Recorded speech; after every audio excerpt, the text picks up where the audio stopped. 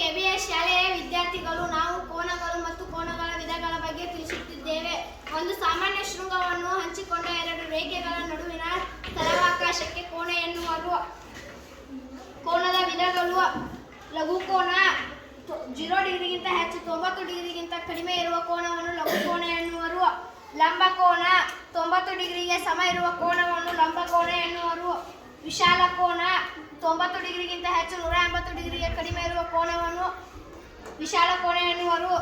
ಸರಳ ಕೋನ 180 ಡಿಗ್ರಿಗೆ ಸಮನಿರುವ ಕೋನವನ್ನು ಸರಳ ಕೋನ ಎನ್ನುವರು. ಸರಳಾಧಿಕ ಕೋನ 180 ಡಿಗ್ರಿಗಿಂತ ಹೆಚ್ಚು 360